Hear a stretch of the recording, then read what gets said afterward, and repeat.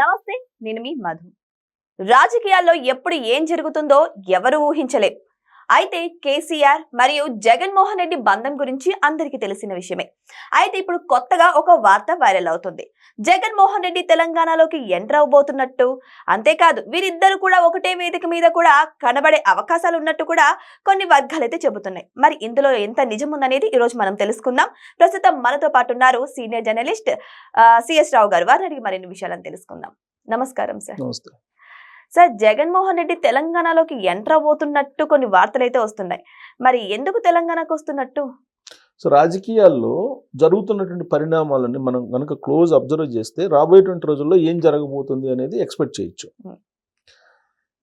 యాక్చువల్గా కేటీఆర్ గారు నిన్న మీటింగ్కి వెళ్ళారు తెలంగాణలో. మీటింగ్కి వెళ్ళినప్పుడు వైఎస్ఆర్ కాంగ్రెస్ పార్టీకి సంబంధించినటువంటి క్యాడరు అక్కడ కనిపించారు. వైఎస్ఆర్ కాంగ్రెస్ పార్టీ జెండాలో ఆయన సమావేశంలో కనిపించాయి. గతంలో ఎప్పుడు అలాంటి పరిణామం చోటు చేసుకోవాలి. ఒకవేళ ఆ రెండు పార్టీలు ఒకటైనప్పటికీ కూడా ఒకరికొకరు సహకరించుకుంటున్నప్పటికీ బట్ జెండాలు వీళ్ళ సభల్లో కనిపించినటువంటి దాఖలాలు లేవు. కానీ కేటీఆర్ గారి సభలో వైఎస్ఆర్ కాంగ్రెస్ పార్టీ జెండాలు పట్టుకొని అక్కడ కొంతమంది క్యాడర్ కనిపించారు అనేది నిన్న బహిరంగంగా చూసాం. ఇక జగన్మోహన్ రెడ్డి గారు రాయలసీమ ద్రోహి చంద్రబాబు నాయుడు గారు అని ఒక నినాదాన్ని తీసుకున్నారు. తీసుకొని ఇక్కడ తెలంగాణ వాళ్ళ కోసం ఆయన రాజీ పడ్డాడు, రాయలసీమకు ద్రోహం చేస్తున్నారు అని చెప్పేసి టార్గెట్ చేయడం మొదలుపెట్టారు ఇవాళ జగన్మోహన్ రెడ్డి గారు. అంటే ఈ మొత్తం పరిణామాలు కనుక చూస్తుంటే రాబోయేటువంటి రోజుల్లో చంద్రబాబు నాయుడు గారి కూటమి తెలంగాణలోకి రాబోతుంది అనేటువంటిది ఈ మధ్యకాలంలో వినిపిస్తుంది. అది అఫీషియల్గా కొండగట్టుకు వచ్చినటువంటి పవన్ కళ్యాణ్ గారే లీక్ చేశారు, చెప్పారు కూడా. మేము గ్రేటర్ హైదరాబాద్ ఎలక్షన్ నుంచి మేము రాబోతున్నాము, కూటమి రాబోతున్నాము అని చెప్పి. అయితే కూటమి రావట్లేదు అని చెప్పి మాత్రం ఇవాళ బీజేపీ తెలంగాణ అధ్యక్షుడు రామచంద్ర గారు చెప్పారు. మేము ఎవరితో పొత్తు లేదు, మేము డైరెక్ట్గా మేమే మున్సిపల్ ఎన్నికల్లో పార్టిసిపేట్ చేస్తామని చెప్పి చెప్పారు. అంటే దాని అర్థం ఏంటి? కూటమి బహుశా ఈ మున్సిపల్ ఎన్నికలకు కానీ లేదంటే గ్రేటర్ హైదరాబాద్ ఎలక్షన్కి కానీ రాదేమో అనేటువంటి ఒక అనుమానం రేకెత్తించేలా ఆయన మాట్లాడారు. పవన్ కళ్యాణ్ గారేమో మేము గ్రేటర్ హైదరాబాద్ ఎలక్షన్ నుంచి వస్తామని చెప్పాను. అంటే ఏకంగా పవన్ కళ్యాణ్ గారు వస్తున్నారంటే కూటమి వస్తుందని చెప్పి లెక్క. గతంలో కూడా రాజమండ్రి సెంట్రల్ జైల్లో చంద్రబాబు నాయుడు గారు ఉన్నప్పుడు ఆయనే బయటకు వచ్చి మేము రాబోయే రోజుల్లో తెలుగుదేశం పార్టీ జనసేన కలిసి వెళ్తున్నాయి అని చెప్పేసి అనౌన్స్ చేశారు. మరి బీజేపీ సంగతి ఏంటంటే బీజేపీ వస్తే కలిసి వస్తుంది, లేదంటే లేదన్నట్టుగా మాట్లాడారు ఆయన. సో సేమ్ అదే తరహాలో అదే సంకేతం ఇచ్చేలాగా కొండగట్టు హనుమాన్ టెంపుల్ దర్శించుకున్న తర్వాత పవన్ కళ్యాణ్ గారు చెప్పినటువంటి మాట. అంటే కూటమి వస్తుంది, కూటమి వచ్చింది తెలంగాణలోకి అని అంటే ఫస్ట్ ఎఫెక్ట్ అయ్యేది ఎవరి మీద? బీఆర్ఎస్ పార్టీ మీద. కారణం ఏంటంటే 99% పూర్వపు తెలుగుదేశం పార్టీ లీడర్లు, పూర్వపు తెలుగుదేశం పార్టీ ఓటర్స్ బీఆర్ఎస్ పార్టీకి ఉన్నారు. సో ఆ పార్టీ మీద ఎఫెక్ట్ పడే అవకాశం ఉంది. ప్రత్యామ్నాయంగా రాజకీయపరమైన ఎత్తులు వేసుకోవటం అనేది ఏ పార్టీకైనా ఉంటుంది. అందులో కేసీఆర్ గారు ప్రత్యామ్నాయ రాజకీయ ఎత్తులు వేయటంలో దిట్ట. ఫామ్ హౌస్ లో ఆయన కామ్గా కూర్చోరు కదా, ఎందుకంటే ఆయన ఫుల్ ప్లెడ్జ్డ్ పొలిటీషియన్. ఆయన అందులో షూట్ పొలిటీషియన్. పైగా టీఆర్ఎస్ పార్టీ నాది రాజకీయ పార్టీ నుంచి ఇప్పుడు ఉద్యమ పార్టీ కాదని చెప్పి ఫక్తు రాజకీయాలు చేస్తానని చెప్పి కూడా అనౌన్స్ చేశారు ఆయన.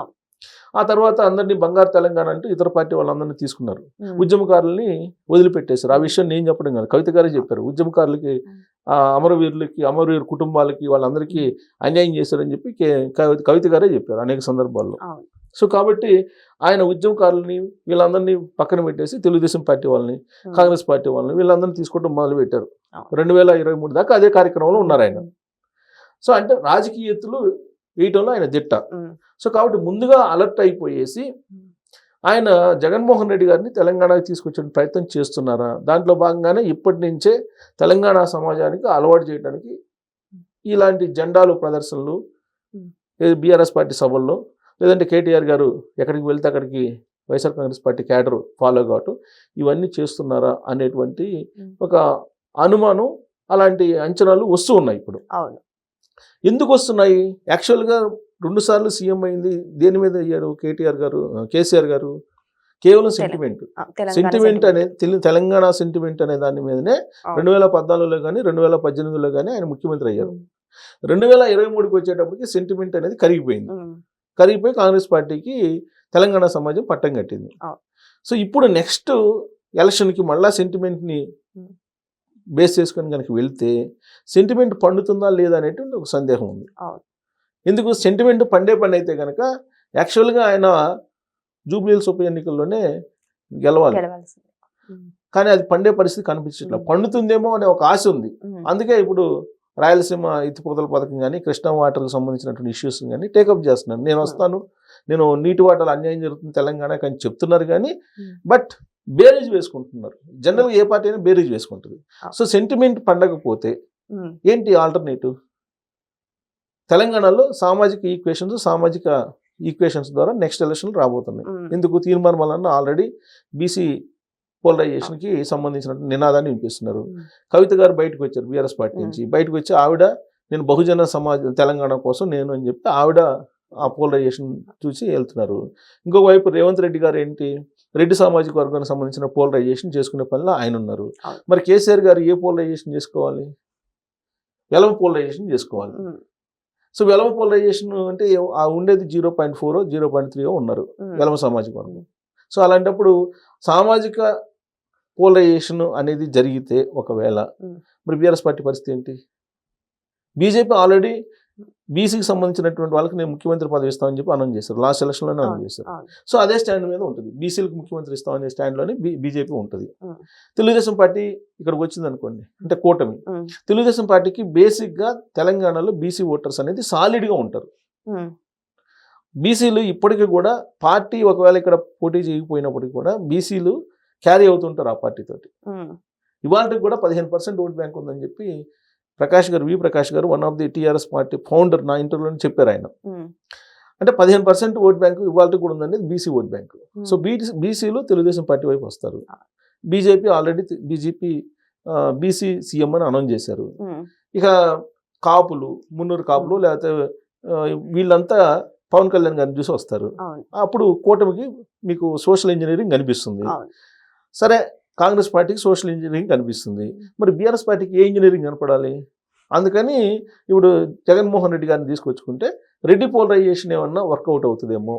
కానీ ఇక్కడ చూసుకుంటే జగన్మోహన్ రెడ్డి గారు లిఫ్ట్ ఇరిగేషన్ మీద పెద్ద యుద్ధమే చేస్తున్నారు ఆంధ్రప్రదేశ్ లో. ఈ విధంగా చూసుకుంటే తెలంగాణ ప్రజలకు ఇది వ్యతిరేకంగానే కనిపిస్తూ ఉంటుంది. ఇక్కడ బీఆర్ఎస్ కి ఏమన్నా మద్దతు ఉందా అంటే మద్దతు కూడా తగ్గిపోయింది, ఓట్ల చీలికలు కూడా అయిపోయినాయి. సో ఇక్కడ ఇప్పుడు రెండు పార్టీలు కలిసినంత మాత్రాన ఏమైనా బలం చేకూరుతుందా అనే క్వశ్చన్ ఎక్కడన్నా ఉందా సార్ అసలు? అంటే అదే ఇప్పుడు ఏది పనిచేస్తుంది ప్రధానమైన అంశం సెంటిమెంట్ అనేది పోయింది. జగన్మోహన్ రెడ్డి గారిని తీసుకొచ్చినందువల్ల సోషల్ ఇంజనీరింగ్ ఏమైనా పనికొస్తుందేమో అనేది ఒక ఆశ. పైగా ఏంటి, రాయలసీమకి నేను రత్నాలసీమగా మారుస్తానని చెప్పి హామీ ఇచ్చి వచ్చిన ఆయన ఈయన కేసీఆర్ గారు. సో కాబట్టి సెంటిమెంట్ అనేది వర్కౌట్ కాదని తెలుసు ఆయనకి. ఈసారి ఎలక్షన్లో ఏదన్నా పనిచేసిందంటే సోషల్ ఇంజనీరింగ్ పనిచేయాలి. సోషల్ ఇంజనీరింగ్ దిశగా వెళ్తున్నాయి అన్ని పార్టీలు. సో దాంట్లో భాగంగా జగన్మోహన్ రెడ్డి గారిని ఇక్కడికి తీసుకొచ్చి ఒకవేళ ఈ సోషల్ ఇంజనీరింగ్ చేస్తే కనుక వర్కౌట్ అవుతుందేమో అనేది ఒకటి. అలాగే కూటమి ఇప్పుడు ఆల్రెడీ ఎన్డీఏ కూటమి ఉంది అధికారంలో. ఇప్పుడు ఇంకో కూటమికి అయితే వెళ్ళాలి. ఎందుకంటే కూటమేతర పార్టీలు మనుగడ సాగించలేవు రాజకీయంగా అని చెప్పి కేటీఆర్ గారే చెప్పారు ఒకనొక మూమెంట్లో. ఉంటే ఎన్డీఏ కూటమిలో ఉండాలి, లేదంటే ఇండియా కూటమిలో ఉండాలి, లేదంటే ప్రాంతీయ పార్టీలు మనుగడ సాగించలేని పరిస్థితులు ఉన్నాయని చెప్పి కేటీఆర్ గారే చెప్పారు. సో దాని ప్రకారం చూసినా కానీ ఇప్పుడు కేసీఆర్ గారు కానీ లేదంటే జగన్మోహన్ రెడ్డి గారు కానీ వీళ్ళు ఇండియా కూటమిలో ఉంటూ ఇక్కడ సోషల్ ఇంజనీరింగ్ చేస్తారా ఇండియా కూటమి అంటే కాంగ్రెస్ కూడా యాడ్ అవ్వాలి కదా సార్? ఇక్కడ చూస్తే కాంగ్రెస్ కి బీఆర్ఎస్ అసలు పడ్డం నేషనల్ ఈక్వేషన్. అది నేషనల్ ఈక్వేషన్ రాష్ట్రానికి వచ్చేటప్పటికి మళ్ళీ సపరేట్గా ఉంటుంది. సో అలా వాళ్ళు ప్లాన్ చేస్తున్నారు.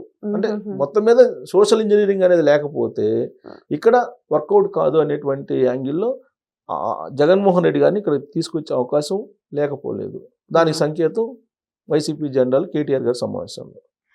సో ఏదేమైనా సరే జగన్మోహన్ రెడ్డి మళ్ళీ ఇక్కడ తెలంగాణకు రాబోతున్నట్టు, ఇక్కడ పోటీ చేస్తున్నట్టు వార్తల్లో నిజం లేకపోలేదు అని కూడా చాలా మంది అంటున్నారు.